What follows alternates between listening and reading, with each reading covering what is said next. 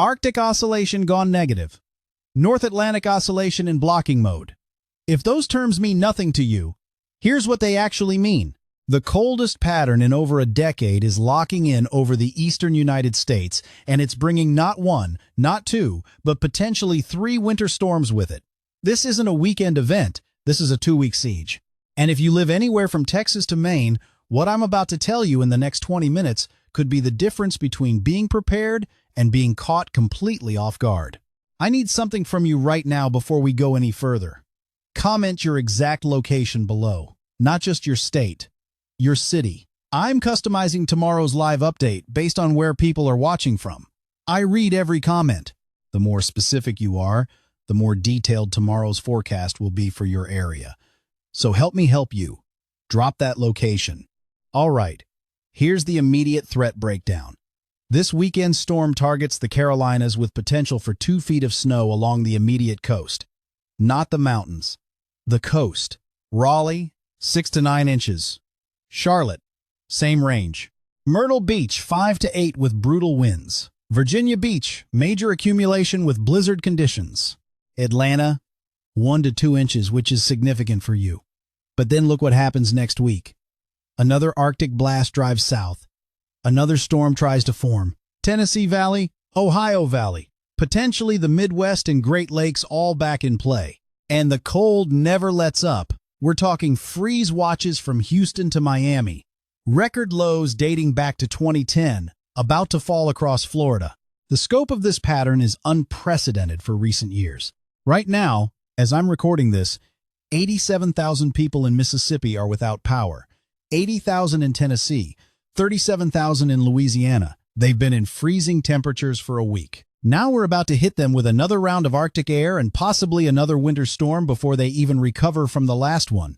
The power grid is stressed, infrastructure is failing, and we're adding more pressure to an already critical situation. Let me walk you through the timeline because understanding the sequence matters. Tonight into early Saturday morning, the first system organizes off the southeast coast. Light snow begins across the Appalachians and western North Carolina from the upper level low. The surface low strengthens rapidly as it moves up the coast. Saturday daytime, heavy snow develops across the Carolinas and southern Virginia. Saturday night into Sunday, the system reaches peak intensity off the Carolina coast before moving toward New England. By Sunday afternoon, it's done for most areas except lingering snow in southern New England. Then Sunday through Tuesday, record-breaking cold settles in. We're not talking just cold. We're talking coldest in 14 years for southern Florida. Freeze warnings from the Gulf Coast through the entire Florida peninsula. Wind chills below zero across much of the eastern United States. Next week, Wednesday through Friday time frame, the second Arctic blast arrives. This one's not quite as deep as the weekend blast, but it's still well below normal. And with it comes moisture from the Gulf. When you combine Gulf moisture with Arctic air, you get winter storms.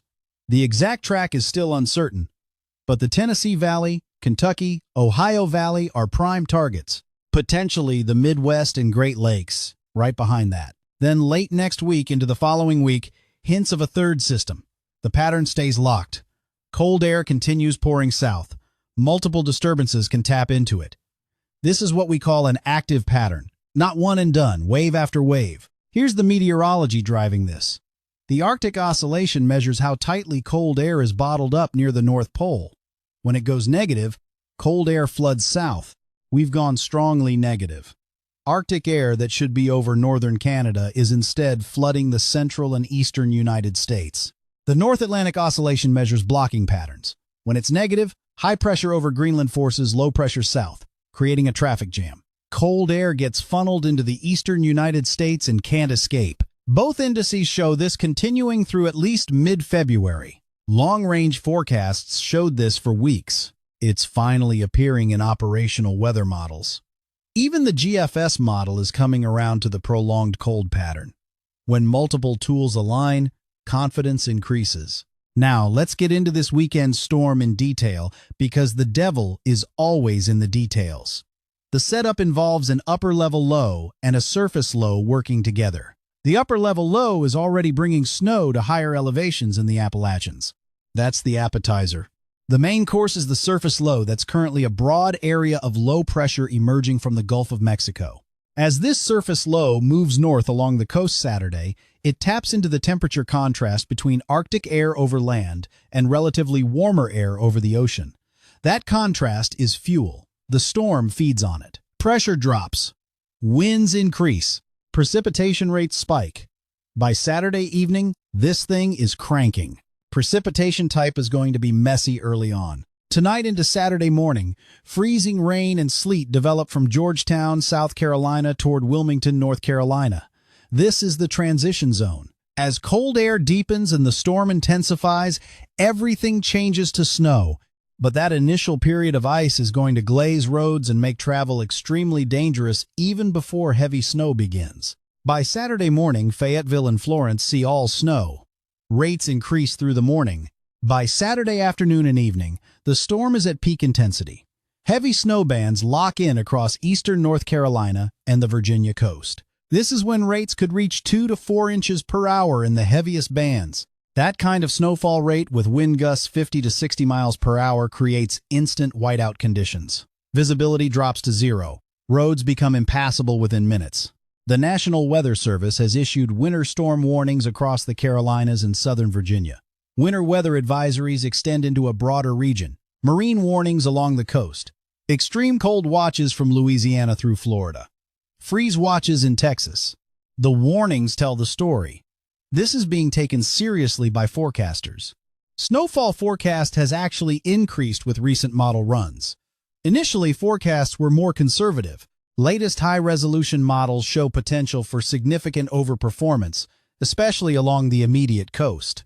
Let me break down the numbers region by region. Tennessee sees impacts. Nashville, still showing potential for accumulation. Knoxville, a few inches likely. This storm track is primarily east, but the western fringe still clips parts of Tennessee. Northern Alabama could see a quarter to half inch. Not major, but for areas that rarely see snow, any accumulation is notable. Atlanta, this is the biggest bump. Forecast has increased to almost 2 inches. That's a plowable event. Combined with the extreme cold that follows, this is significant for the Atlanta metro. Georgia coast. Even Savannah could see snow. Any accumulation would be rare and impactful. South Carolina is where the gradient tightens. Upstate near Greenville, 4 to 6 inches. Columbia, similar range. But as you move toward the coast, totals ramp up dramatically. Myrtle Beach, 5 to 8 inches. Charleston, a few inches with ice concerns early. North Carolina is the bullseye. Western areas near Asheville, 5 to 6 inches. Johnson City, 6 to 8.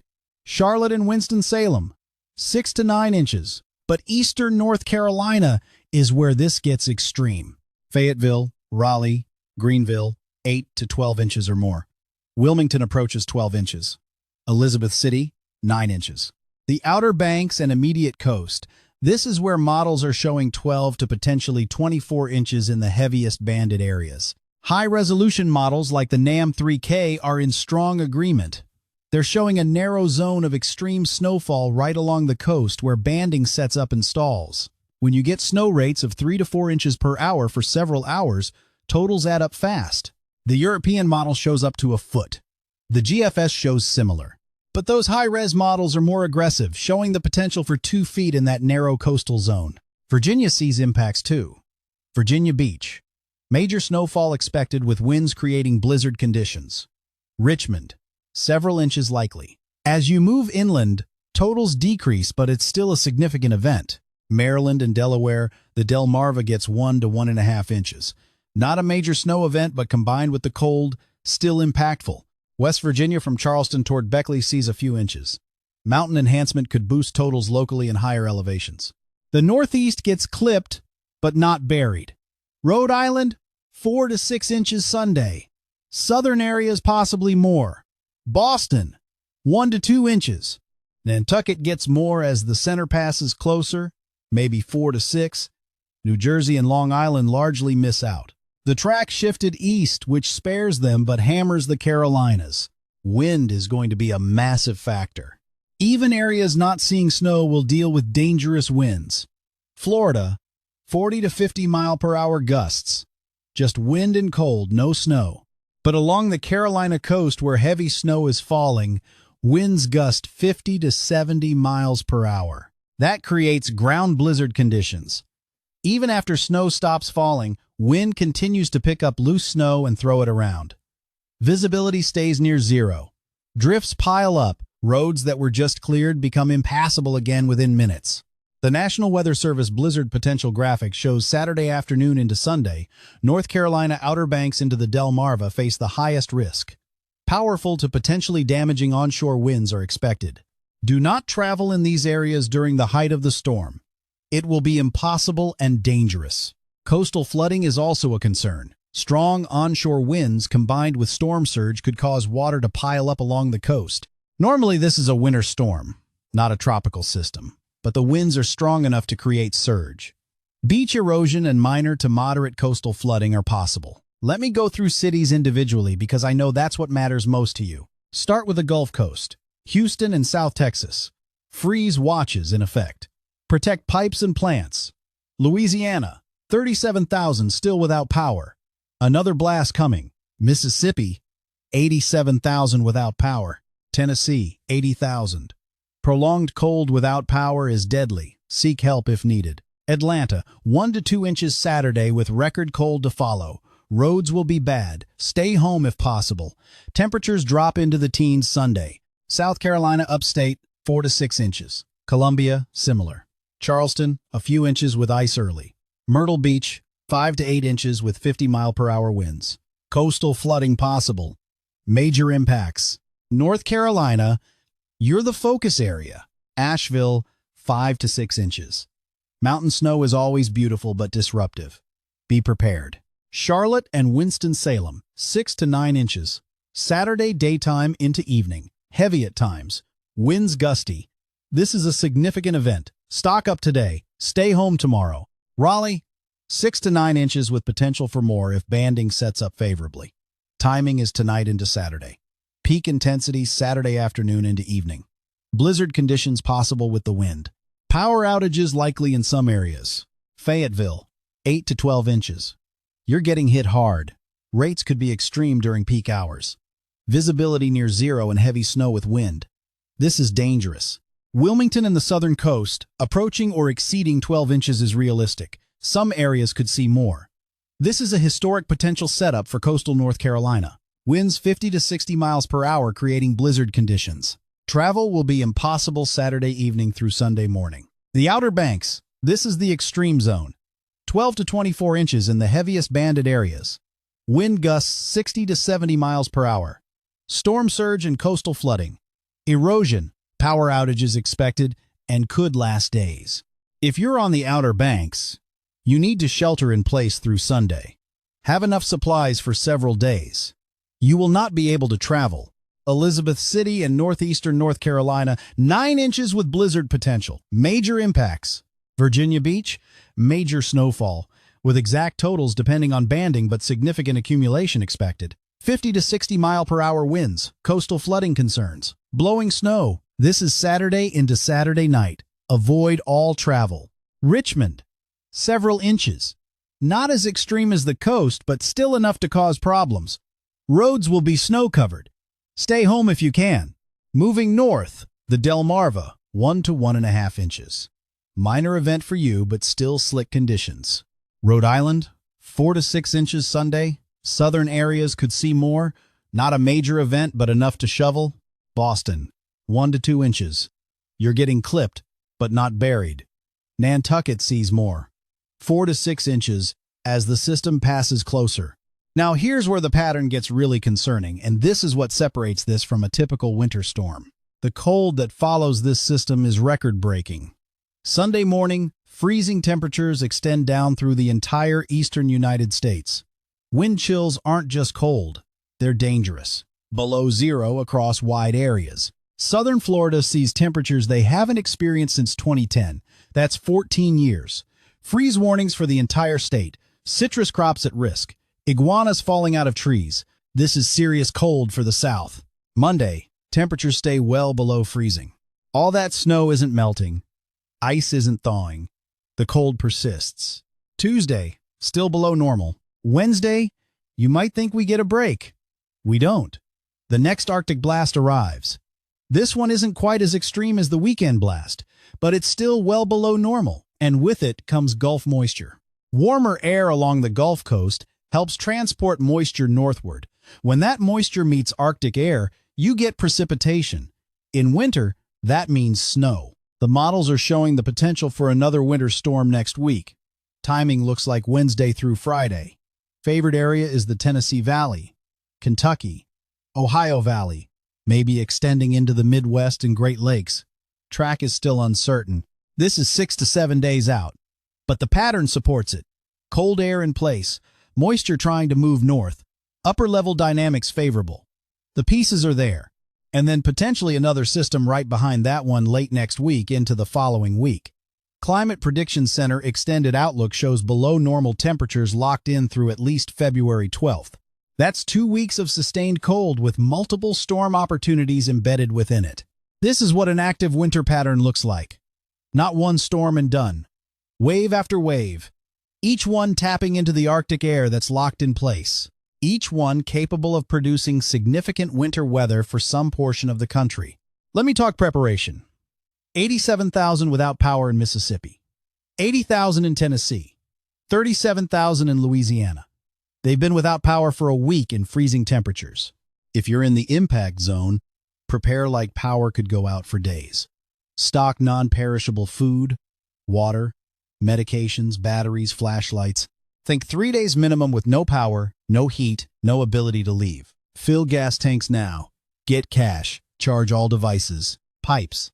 Let faucets drip Saturday night through Tuesday. Just a trickle. Open cabinet doors under sinks. Disconnect outdoor hoses. Know your water shutoff valve location. Generator safety. Test it now. Never run indoors or in attached garages. Carbon monoxide kills. Run it outside, 20 feet from your house. Dress in layers outside. Inner layer wicks moisture. Middle layer insulates. Outer layer blocks wind. Cover all exposed skin.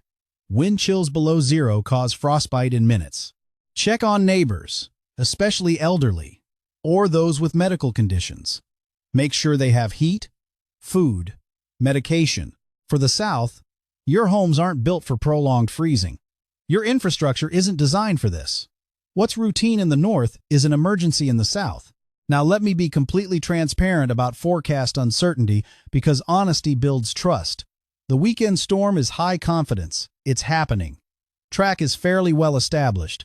Snowfall totals along the Carolina coast could be extreme. Exact amounts in specific locations have some wiggle room, but the overall picture is locked. The overperformance potential is real. High-resolution models are consistently showing it, but until snow is actually falling at 3 inches per hour, it's not verified. Could it happen? Absolutely. Is it guaranteed? No. That's why I give ranges instead of exact numbers. The second storm next week is medium confidence. The pattern supports it.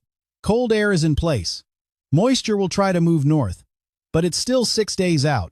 Track could shift hundreds of miles. Timing could change. Some areas could get buried. Others could miss entirely. I'll have much better information on this early next week. The third potential system is low confidence. It's more than a week out. I'm mentioning it because the pattern supports multiple opportunities, but specifics are impossible at this range.